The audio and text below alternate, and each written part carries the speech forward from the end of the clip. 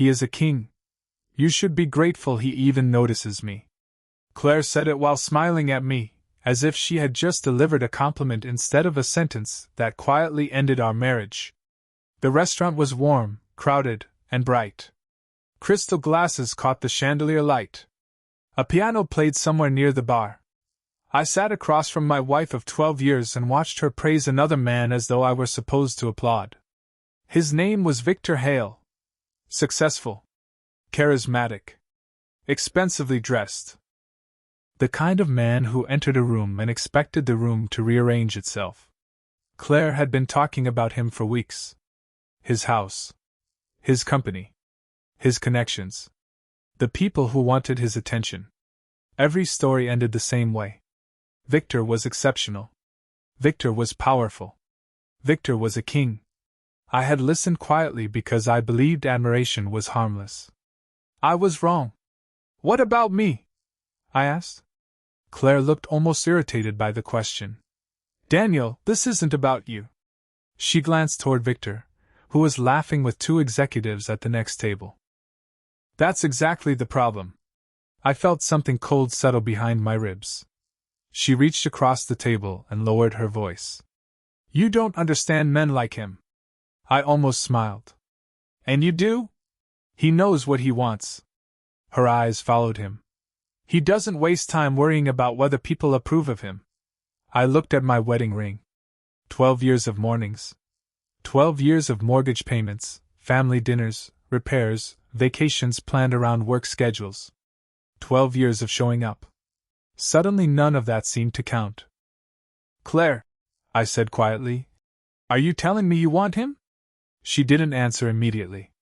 That hesitation was louder than a confession. Then she looked directly at me. I'm saying he makes me feel like I'm worth more. The words landed harder than I expected. Not because I believed them. Because I finally understood that she had already compared our lives and chosen hers. I didn't raise my voice. I didn't ask her to stay. I simply placed my napkin beside my plate. Then you should go. Claire blinked. What? Go to your king. Her expression changed. For the first time that evening, she looked uncertain. You're not serious. I am. She laughed softly, almost nervously. You think I'm going to leave my marriage because of some fantasy? I looked toward Victor. He was still laughing. He never once looked our way. I think you've already left. The room seemed quieter after that. Claire stared at me, searching for anger. She didn't find it. I had spent most of my adult life building things. My father taught me that when a foundation cracks, you don't cover it with paint. You find out why it cracked. You fix it or you walk away. Marriage should not be different. For months, I had ignored the small things. Claire dressing differently for events Victor attended. Her phone turned face down. Late dinners that suddenly had explanations. The way she smiled at messages and then hid the screen when I entered the room. I had noticed. I simply hadn't wanted to know. That night changed that. Claire finally stood. I need some space. I nodded. Take it. That's all you're going to say? What do you want me to say? She opened her mouth, then closed it. There was nothing left to negotiate. She picked up her purse and walked toward Victor. I watched her lean close and whisper something into his ear. He looked over at me. Our eyes met for less than a second. His smile was small, confident, almost amused. Then he turned back to Claire. I left through the side entrance. Outside, cold air hit my face. I stood beneath the restaurant lights and took a slow breath. I wasn't furious. Not yet. I was disappointed. There is a particular kind of pain when the person you built a life with starts admiring someone else's life more than the one you built together. But what I didn't know that night was that Victor's kingdom was not what Claire believed it was. She saw the crown. She hadn't seen the cracks underneath it. And 3 days later, one phone call would show me exactly how deep those cracks went. 3 days later, someone left a photograph under my office door. I knew something was wrong before I picked it up. The envelope was plain. No name. No return address. Just one photograph inside. Claire and Victor, standing outside a private club downtown. Her hand rested on his arm. His jacket was draped over her shoulders. They looked comfortable. Familiar. Too familiar. I stared at the picture for a long moment. Then I turned it over. One sentence had been written across the back. Ask your wife why she was there. I didn't call Claire. I didn't confront Victor. I put the photograph in a folder and locked it in my desk. That was the first thing I learned about betrayal. The loudest reaction is rarely the strongest one. I needed facts. Not assumptions. Not anger. Facts. My name is Daniel Carter. I'm 43 years old, and for 12 years I had believed I knew my wife. We had built a comfortable life together. A quiet house. 2 reliable cars. Sunday dinners. Annual vacations. The kind of marriage that looked solid from the outside. I owned a construction consulting company that had taken me 15 years to build. It wasn't glamorous. Concrete, steel, project schedules, payroll, permits. Real work. Heavy work. The kind that leaves dust on your boots and makes you appreciate a quiet evening at home. Claire had always said she respected that. You built everything from nothing, she used to tell me. I believed she was proud of me. Looking back, I realized something had changed long before Victor appeared. Claire stopped asking about my day. Then she stopped pretending to care. Dinner became something we rushed through. Conversations became shorter. Her phone became a wall between us. She started taking calls outside. She began dressing for work as if every meeting were a private event. I noticed. I said nothing. Not because I was blind. Because I wanted to believe there was another explanation. There usually is, until there isn't. One evening, I came home early. Claire was in the kitchen, smiling at her phone. The moment she heard the garage door, her expression disappeared. She locked the screen. You're home early. Meeting ended. I set my keys down. Who were you talking to? Nobody. Too fast. I looked at her. Nobody has a name? She forced a laugh.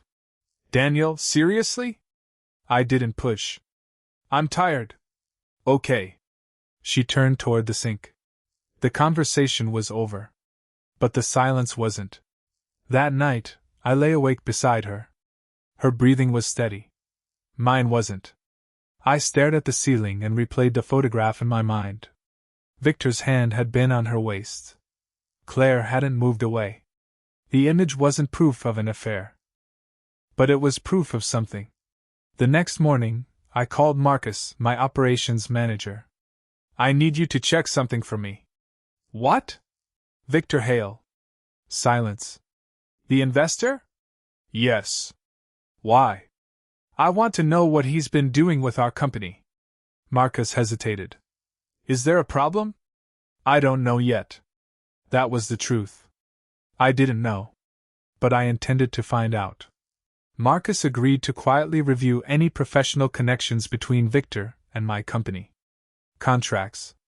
Meetings. Vendor relationships. Financial introductions. Nothing personal. Nothing illegal. Just records. While he worked, I started watching Claire more carefully. Not following her. Not invading her privacy. Just observing the patterns I had ignored. Monday, she had a late meeting. Tuesday, dinner with a client. Wednesday, she came home almost 2 hours after work. Thursday, she said she was exhausted and went upstairs early. Friday, she wore a dress I had never seen before. Special occasion? I asked. She looked at herself in the hallway mirror. Just dinner. With who? She paused. A colleague. Victor? Her face changed. Only for a second. Then the smile returned. Why would you ask that? I shrugged. You talk about him a lot. You're being ridiculous. She walked upstairs. I stayed in the hallway. The house felt different. Warm walls. Familiar furniture. A life we had built together. Yet suddenly every room seemed to contain a question. That night, Marcus sent me an email. One attachment. One sentence. You should see this. I opened the file. It was a corporate calendar. Victor had attended 3 private meetings with Claire over the previous 6 weeks. None were listed on my company's schedule. None had been reported to me. I stared at the dates. Then I noticed something else. Every meeting had taken place at the same private club shown in the photograph. My chest tightened. The photograph wasn't random. It was a warning. And someone knew enough about Claire and Victor to know I would need it. I wasn't looking at an affair anymore. I was looking at a pattern. I sat alone in my office that night with the photograph, the calendar, and Marcus's email spread across my desk. 3 meetings. Same private club. Same woman. Same man. And every meeting had happened without my knowledge. The evidence was still thin, but the pattern was getting harder to ignore. The outline I had learned from experience was simple. Suspicion had to become evidence, and evidence had to become undeniable before confrontation. I opened a blank folder on my computer and named it simply Victor. Then I created subfolders for dates, photographs, business records, and communications. I wasn't trying to invade Claire's privacy. I was trying to understand what had already entered my marriage.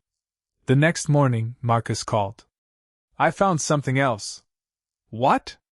Victor has been asking questions about one of your upcoming contracts. I leaned back. Which one? He gave me the project name. It was one of the largest contracts my company had been preparing to bid on. The contract wasn't public yet. Only a handful of people knew the details. How would he know about it? Marcus asked. I didn't answer. There were only a few possibilities. One of them sat at home wearing my wife's ring.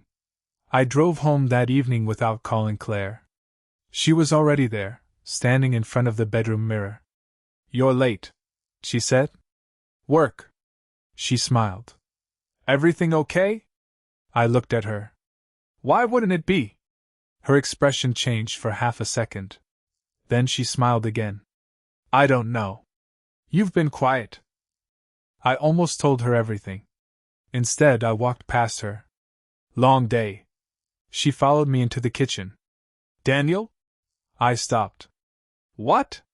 Are you still angry about the other night? I turned. Should I be? She folded her arms. I was just saying that Victor is impressive. You called him a king. She looked away. I was emotional. And you meant it. Silence. I don't know what I meant anymore. I nodded. Okay. She seemed frustrated by how little I gave her. You're not going to fight for me? That question surprised me. You already told me who you wanted. She looked at the floor. Maybe I wanted you to fight. I shook my head. I'm not going to compete with another man for my own wife. Her eyes hardened. That's exactly why you don't understand me. She walked upstairs. I stayed in the kitchen. Her words hurt, but they also clarified something. Claire wasn't asking for love. She was asking for validation. She wanted me to prove I was afraid of losing her. I wasn't going to give her that satisfaction. The next morning, Marcus sent another file. This time it was a payment record. Victor's company had paid for 3 private dinners at the same club. 2 of them matched dates when Claire had told me she was working late. The third was the night of our anniversary. I stared at the screen. Then I opened the photograph again. Claire had been wearing the same dress. Suddenly, the image felt different. It wasn't a random meeting. It was confirmation. I called Marcus. Keep digging. How far? Everything you can legally access through company records. Understood. I printed the documents and placed them inside the folder. Date. Location. Payment. Contract inquiry. Meeting. I wasn't building a revenge plan. I was building a timeline. Every piece had to stand on its own. By Friday, the folder had become thick enough to feel heavy in my hands. But the most important discovery came that afternoon. Victor had approached one of my senior managers 2 months earlier. He had asked whether my company was considering a leadership change. Then he had asked whether Claire had any influence over company decisions. I stared at the notes for several seconds. That was when the suspicion finally became something else. Victor wasn't simply interested in Claire. He was interested in what Claire could give him. And suddenly, the crown she admired looked less like power and more like a disguise. I closed the folder. I wasn't ready to confront either of them yet. Not until I knew the whole truth. Because once I opened that door, there would be no going back. The crown was never the part that frightened me. It was what Victor was doing underneath it. By Monday morning, I had stopped asking whether Claire admired him. She did. That part was obvious. The question was why a man who supposedly had everything was so interested in a construction company that had nothing to do with him. I drove to my attorney's office before sunrise. Michael Grant had represented my company for almost 8 years. He was not the kind of lawyer who filled silence with opinions. He listened first. Then he asked questions. I placed the folder on his desk. Photograph. Calendar.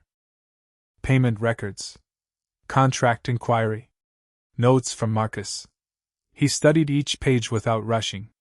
"You think Victor is targeting the company," he said. "I think he is targeting something connected to Claire." Michael looked at me. "Those are two very different problems. Which one is worse?" "The second one." He tapped the photograph. "If Victor wants your business, that is a commercial dispute. If he is using your wife to gain access, that becomes personal and potentially much more complicated." I leaned back. The office smelled like paper and coffee. Familiar. Solid. "What do you recommend?" He closed the folder. "Do nothing emotional." I almost smiled. That was the plan. Then protect the company quietly. Review access. Separate sensitive information. Check every unusual authorization. And most importantly, do not accuse anyone until you know exactly what they did. His words settled over me like concrete. Not anger. Structure. That was how I understood things. Build the foundation first. Then deal with the storm. By noon, Marcus had begun reviewing internal access logs. 2 hours later, he called. "Daniel, we have a problem." I stood from my desk. "What kind?" "Someone accessed the preliminary contract file 3 times last month." "Who?" Silence. Then he said, "Claire." The room seemed to shrink. "Are you sure?" "Her credentials were used." I closed my eyes. For months, I had told myself there had to be another explanation. Now the explanation was sitting in black and white. I asked Marcus to send me the records. When they arrived, I saw the dates. 2 matched Claire's private meetings with Victor. The third was the morning after our anniversary dinner. My chest tightened. She had not just admired Victor. She had given him information. I drove home that evening. Claire was in the living room, curled beneath a blanket with a book in her lap. She looked up and smiled. "You're home early. We need to talk." Her smile disappeared. "About what?" I placed a printed access report on the coffee table. "This." She stared at it. Her fingers stopped moving. "I don't understand." "Your credentials access confidential company files. Daniel, I work with you. Sometimes I need information. Not those files." She looked away. "Who asked you to open them?" "Nobody." "Claire." My voice stayed low. "Don't make me ask twice." Her eyes lifted. For a second, I saw the woman I married. Frightened. Vulnerable. Then the wall came back. "Victor wanted to understand your business." There it was. No shouting. No dramatic confession. Just one sentence that cracked the room open. I sat down across from her. "Why?" "He said he was considering an investment." "In my company?" She nodded. "And you believed him?" "I wanted to believe him." I looked at her. You called him a king. Her face tightened. He made me feel like I mattered. So you gave him access to my work? Tears appeared in her eyes. I didn't think it would hurt you. I shook my head slowly. That's the problem, Claire. You stopped thinking about me. She looked down. The silence stretched. I let it. The truth needed room. Finally, she whispered, He said you were going to lose control of the company someday anyway. I felt something cold settle behind my ribs. Did he say that? Yes. And what did he promise you? Claire hesitated. That hesitation told me more than her answer could. A place beside him, she whispered. I stood. Then you should ask him what that place costs. I walked toward the door. Behind me, Claire said my name. I stopped but did not turn. Daniel. Her voice was shaking now. Are you leaving me? I looked back once. No. She stared at me. You left first. Then I walked out. The next morning, Michael called with the information that changed everything. Victor had not been planning an investment. He had been preparing an acquisition. And Claire was listed in the preliminary documents as the person expected to help him gain access. The document had Claire's name on it. Victor's name was underneath. Mine was nowhere. Michael slid the acquisition proposal across his desk, and I felt the room become smaller. I read the first page slowly.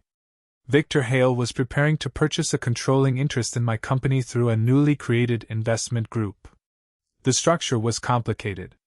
Too complicated for an ordinary investment. But one detail was painfully simple. Claire was listed as a strategic advisor. She had access. She had influence. And Victor believed she could help him get inside the company. The story had moved beyond jealousy. It was now about trust, money, and betrayal. The outline I had been following called for evidence to accumulate layer by layer before the major reversal, with the husband remaining controlled while the wife's position gradually collapses. I looked at Michael. How far along is this? Far enough that we need to assume Victor thinks the deal is possible. Can he buy my company without me? Michael shook his head. Not legally. But he can create pressure. If he convinces enough people that your company is vulnerable, he can make investors nervous. I nodded. And Claire? She appears to believe she will have a position in the new structure. I almost laughed. Not because it was funny. Because I suddenly understood her excitement. She hadn't just fallen for Victor. She had fallen for the future he had described. A bigger house. Private clubs. Better connections. A seat beside a man she called a king. She had mistaken the crown for character. That afternoon, I returned to the office and called Marcus. Lock down executive access. He looked surprised. Everything? Everything sensitive. Contracts, financial projections, client lists, acquisition documents. Should I tell Claire? I looked through the glass wall toward her empty office. No, Daniel, she's your wife. Exactly. He understood. We changed passwords. We separated sensitive files. We reviewed authorization rights. Nothing dramatic. No accusations. Just structure. The kind of quiet preparation that keeps a building standing when the weather turns bad. That evening, Claire came home unusually cheerful. She placed her purse on the counter and kissed my cheek. I almost stepped backward. She hadn't done that in months. You seem happy, I said. I had a good meeting. With Victor? She smiled. Yes. I poured myself coffee. What did you discuss? Business. Your business? She hesitated. Our future. The cup stopped halfway to my mouth. Our future? Daniel, Victor has opportunities you don't understand. There it was again. The king. The future. The promise. What kind of opportunities? She walked closer. He thinks I could become part of something much bigger. I looked at her. And where do I fit? Her expression softened, almost apologetic. Maybe you don't. The words were quiet. They still cut. I didn't shout. I didn't throw the cup. My voice stayed level. Then you should make sure you know exactly what you're joining. She frowned. What does that mean? Nothing. She studied me. You're acting strange. I'm tired. She walked upstairs. I waited until I heard the bedroom door close. Then I called Michael. She knows about the acquisition. Did she admit it? Not directly. Good. He paused. There's something else. My chest tightened. What? We traced the investment group. He sent me a document. I opened it. The funding did not come from Victor alone. 3 private lenders were involved. One had already contacted my company 6 months earlier about purchasing distressed assets. Suddenly the picture sharpened. Victor wasn't building a kingdom. He was positioning himself to buy companies when their owners became vulnerable. My company was simply the next target. Claire had not been offered a throne. She had been offered a seat on a sinking ship. I closed the file. Michael asked, What do you want to do? I looked toward the dark window. Let him make his move. Daniel, I want everything documented. Silence. Then Michael said, Understood. I hung up. The next morning, I found a sealed envelope on my desk. Inside was 1 page. A purchase offer for my company. At the bottom was Victor's signature. Beside it was Claire's. And beneath both names was a date scheduled for the following Friday. They had given themselves 7 days to take what I built. They just didn't know I had already started preparing for them. They think you are going to lose everything on Friday. Michael said it calmly. They are wrong. I looked at the acquisition proposal again. 7 days. That was all Victor had given himself to take control of the company I had spent 15 years building. I didn't shout. I didn't throw the papers. My voice stayed steady. The room felt quiet, almost ordinary. But something inside me had changed. The story was no longer about a wife who admired another man. It was about a man who had mistaken my silence for weakness. That distinction was about to cost him. I spent the next 3 days doing exactly what Michael recommended. Nothing emotional. Nothing reckless. Every contract was reviewed. Every executive authorization was checked. Every sensitive account was secured. Marcus worked late with the legal team, tracing every connection between Victor's investment group and my company. The rhythm was simple: calm first, suspicion second, then another piece of evidence sharp enough to change everything. On Wednesday afternoon, Marcus walked into my office carrying a thick folder. You need to see this. I opened it. Inside were payment records from one of Victor's investment companies. Large transfers. Consulting fees. Private retainers. Then I saw Claire's name. Not as an employee. Not as a shareholder. As a recipient of monthly payments. My chest tightened. How long? I asked. 6 months. 6 months. The same 6 months when she had been telling me Victor was simply an impressive businessman. 6 months when she had been calling him a king. I looked at the dates. The first payment had arrived shortly after Victor began asking questions about my company. The last payment was scheduled for the day after the proposed acquisition. I leaned back. She was being paid. Marcus nodded. It looks that way. I stared at the page. This wasn't admiration. It wasn't romance. It was an arrangement. Claire had been receiving money while helping Victor gather information. I felt no explosion of anger.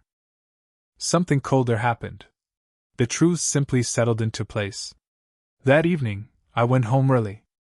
Claire was sitting at the dining table with her laptop open. She looked up quickly and closed it. You're home? Yes. Everything okay? I took off my coat. Perfect. She smiled cautiously. You seem different. Maybe I am. She watched me. Daniel, I know things have been difficult. Have they? She sighed. You don't understand what Victor is offering me. I sat across from her. Then explain it. Her eyes brightened. He sees potential in me. And what does he see in my company? Silence. He thinks you are too cautious. I almost laughed. And you agree? Sometimes. I nodded. That's fine. She looked confused. You're not angry? Should I be? Her confidence faltered. I thought you would fight. Fight for what? She looked away. For us. I held her gaze. You chose your king. Her lips tightened. Don't mock me. I'm not. I stood. I'm reminding you. She followed me with her eyes as I walked away. Later that night, Michael called. We found the missing piece. I answered immediately. What is it? The acquisition requires Claire to sign a representation that certain company information was obtained with your authorization. My stomach tightened. And if she signs? Victor can argue that the information was voluntarily disclosed. I looked toward the hallway. Claire was upstairs. She thinks she's helping him buy the company. She may be helping him create evidence against you. Silence. Then Michael said, There is one more thing. What? Victor doesn't have enough cash to complete the purchase. I frowned. Then how is he funding it? Michael sent another document. I opened it. The funding depended on one condition. The company had to appear financially distressed before Friday. My eyes stopped on the final paragraph.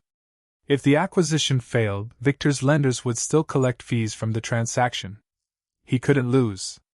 Unless I changed the structure. I stared at the page. Then I understood the real game.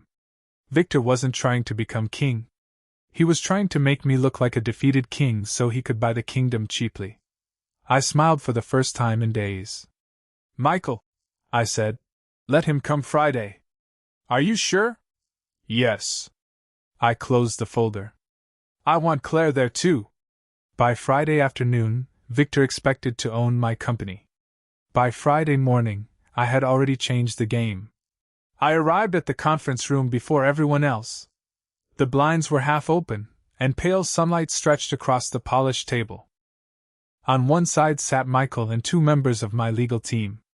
On the other side, Victor would soon sit with his investors. Claire was scheduled to attend too. I placed one folder in front of me. Nothing dramatic. No thick stack of papers. Just the documents that mattered. I had spent the entire week protecting what I built, reviewing every authorization, separating sensitive information, and documenting every attempt to access it. The goal wasn't revenge. It was clarity. When Victor finally walked in, he looked exactly as he had at the restaurant. Expensive suit. Relaxed smile. Confidence that seemed almost rehearsed. Claire entered behind him. She looked nervous. Victor didn't. He shook my hand. Daniel. I appreciate you being reasonable. I sat down. I'm always reasonable. He smiled. Good. Then this should be easy. Michael opened the first folder. Let's begin. Victor's attorney started presenting the acquisition proposal. Numbers. Valuations. Projected growth. Market estimates. Everything was designed to make my company appear vulnerable. Victor leaned back as though the outcome had already been decided. Claire watched me carefully. I let them finish. Then I slid one document across the table. Before we continue, there is something you should see. Victor glanced at it. His smile disappeared. It was the internal access report. Dates. Times. Claire's credentials. The confidential files she had opened. Victor looked at Claire. What's this? She swallowed. I can explain. I said nothing. Michael placed another document beside it. Payment records. 6 months of transfers from Victor's investment group to Claire. The room went completely silent. Victor's face hardened. Those were consulting payments. Michael nodded. Then you should have no problem explaining why the payments began immediately after confidential company information was accessed. Victor leaned forward. This is irrelevant. It becomes relevant, Michael said, when your acquisition proposal relies on information obtained without proper authorization. Victor looked at me. You're making this personal. I shook my head. You made it personal when you involved my wife. Claire lowered her eyes. Victor's confidence began to crack. He turned toward her. You told me he wouldn't find out. She looked up sharply. Victor. I felt something settle inside me. That sentence was enough. Not because it surprised me. Because it confirmed the final piece. Claire had been part of the plan. She had believed Victor would protect her. Victor had believed Claire would keep me distracted. Both had underestimated how quickly facts could expose them. Michael placed one final document on the table. There is also this. Victor read it. His face changed completely. Where did you get that? Your lender, Michael answered. Victor looked at me. You contacted them? No. They contacted us during their review. The document showed the funding condition for the acquisition. The deal depended on my company appearing financially distressed. But the latest financial statements showed the opposite. We had strengthened our cash position, secured 2 new contracts, and removed several liabilities that Victor's proposal had counted on. The acquisition was no longer financially viable. Victor's investors had no reason to fund it. His kingdom had disappeared on paper before he ever touched the crown. Claire stared at the numbers. You knew. I looked at her. I knew I needed to protect what was mine. You let us think you were losing. You assumed I was. She shook her head slowly. Why didn't you tell me? I held her gaze. Because you had already chosen him. Her eyes filled. Victor pushed his chair back. This meeting is over. Michael remained calm. Not yet. Victor stopped. There are also questions regarding the representations made to your lenders. His jaw tightened. My attorneys will handle that. They should. Victor turned toward Claire. We're leaving. She didn't move. Victor. He looked at her with irritation instead of affection. Now. She stared at him. The man she had called a king suddenly looked different. Not powerful. Not impressive. Just impatient. I thought you cared about me, she whispered. Victor laughed once, without warmth. This isn't about feelings. Claire went still. I watched her face change. That was the moment she finally saw what I had seen. The crown had been a costume. The throne had been a transaction. And she had mistaken both for love. Victor walked out with his attorneys. Claire remained seated. For several seconds neither of us spoke. Then she looked at me. Was I ever important to you? The question surprised me. You were my wife. That's not what I asked? I took a breath. You were important enough that I spent 12 years building a life with you. Tears slipped down her cheeks. And now? I looked at the empty chair where Victor had been sitting. Now you're responsible for your own choices. She nodded slowly. No argument. No defense. Just the weight of reality. I closed the folder. The acquisition was dead. The company was safe. The truth was finally sitting in the open. But I knew the hardest conversation was still waiting at home. The hardest conversation was not with Victor. It was with the woman who had once been my entire world. Claire sat across from me that evening, still wearing the same clothes from the meeting. She looked exhausted. The confidence she had carried into the conference room was gone. No crown. No admiration. Just a woman finally facing the consequences of her choices. I placed 2 cups of coffee on the table and sat down. Neither of us spoke for several seconds. Finally, Claire whispered, I didn't know he was using me. I looked at her. You knew he wanted access to my company. She lowered her eyes. Yes. You knew you were being paid. Her face tightened. Yes. And you still called him a king. Tears appeared in her eyes. I thought he was everything you weren't. I didn't respond immediately. That sentence would have destroyed me months earlier. Now it simply felt sad.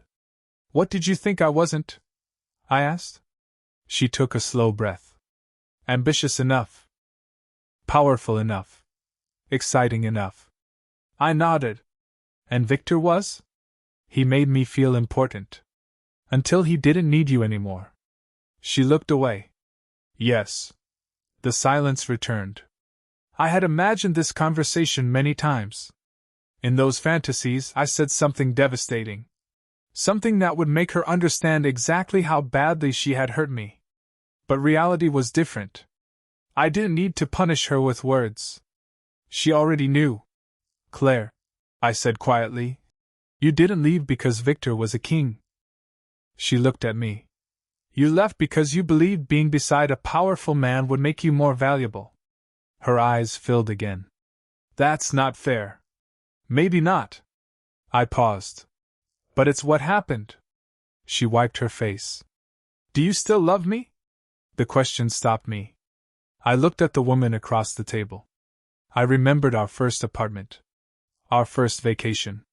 The nights we stayed awake talking about the future. I remembered her laughing in the kitchen. I remembered the anniversary dinner. The photograph. The secret meetings. The access reports. The payment records. Love and betrayal could exist in the same memory. A part of me always will, I said. She closed her eyes. Then why can't we fix this? I shook my head. Because love isn't the only thing a marriage needs. She nodded slowly. Trust. Yes. And respect. Yes. Her voice became almost a whisper. I lost both. I looked at her. We both did. She reached across the table but stopped before touching my hand. What happens now? We separate. Her face tightened. You mean divorce? I nodded. Yes. She stared at the table for a long time. Then she asked, Are you going to tell everyone what I did? No. She looked surprised. Why? Because I don't need everyone to hate you for me to heal. Tears rolled down her cheeks. I don't deserve that kindness. This isn't kindness. I stood and walked toward the window. It's closure. Outside, the city lights reflected against the glass. Cars moved through the streets, people walked beneath umbrellas, restaurants filled with strangers who knew nothing about our story. Life continued. That was the strange thing about heartbreak. Your world can collapse while everyone else keeps ordering dinner. Claire remained seated. What about the house? She asked. We'll sell it. And the company? Mine. She nodded. I understand. You will receive what you're legally entitled to. She looked at me. You could fight me for everything. I could. Why won't you? I turned toward her. Because I don't want my last memory of our marriage to be a courtroom battle. She looked down. I wish I had understood you sooner. I gave a faint smile. So do I. She stood slowly. At the doorway she stopped. Daniel? Yes? He really isn't a king, is he? I looked at her. A king doesn't need someone else to make him look powerful. She nodded. That answer seemed to settle something inside her. Then she left. I stood alone in the quiet house.